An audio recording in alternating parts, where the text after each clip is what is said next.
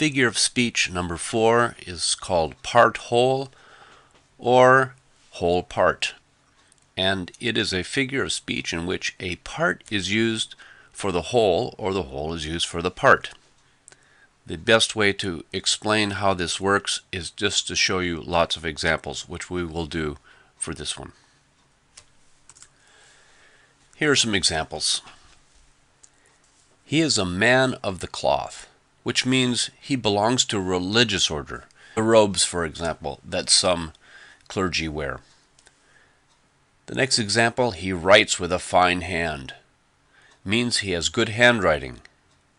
Here, the part is hand, which represents the thing that the hand does, which is to hold the pen and to move it back and forth for handwriting.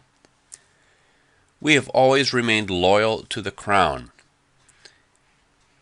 This means that the people are loyal to the king or the ruler of their country who wears the crown. They're not actually loyal to the crown itself, but it is only a symbol, and it is the king who wears the crown, and they are loyal to the king. The pen is mightier than the sword. Here we see 2. It refers to the power of literary works and that are greater than military force. Literary works represented by pen and military force represented by sword. The House was called to order. This refers to the members of the House. If this was the House of Representatives, for instance, the House itself is not called to order, but it really stands for the members of the House. Here are some scriptural examples. At the mouth of 2 witnesses, or 3 witnesses, shall he that is to die be put to death. At the mouth of 1 witness he shall not be put to death. This passage from Deuteronomy 17:6, we see the words mouth here and mouth here. It's not a disembodied mouth that is giving witness, but it is actually referring to 2 people who witnessed a crime. The next example from Job 6:4, the arrows of the Almighty are in me, my spirit drinks in their poison, God's terrors are marshaled against me. Here we see the term arrows for that which injures. And here we see spirit drinking in poison. Now here is also an example of personification that we covered last time. Then went out to him Jerusalem and all Judea and all the region around Jordan. Well, it actually wasn't the city of Jerusalem that picked up its foundations and trundled out to see Jesus.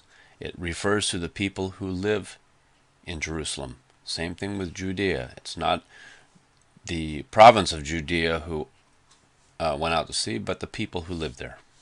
Same thing here. Some final examples from the world as we would know it. 20 sails came into the harbor. This might be in reference to the tall ships that go around the world and show people what the sailing ships used to look like. In this case, it wasn't simply sails that entered the harbor, it was the ships that the sails were attached to. Here's a generic term for you, Kleenex. Some people know facial tissue as Kleenex, even though Kleenex is a brand name. Some people refer to credit cards as plastic. Well, plastic is the substance of which credit cards are made. Here we have the term barrel, as in barrel of oil.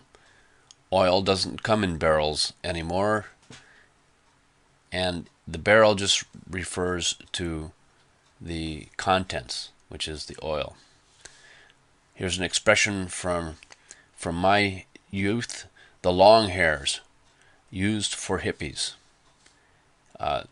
These people were not just a bundle of long hair, but the hair was emblematic of the entire person, and in this case, the type of person. Here's one you will hear and see even today: the White House, referring to the president. With this figure, part whole or whole part, a name transfer takes place to demonstrate an association of a whole to a part, or how things are associated in some way.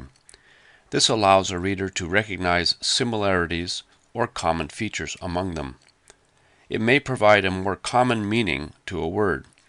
However, it may be a parallel shift that provides basically the same meaning. It is just said another way. An understanding of part whole and whole part aids a reader to see how an author interchanges words to further describe a term's meaning.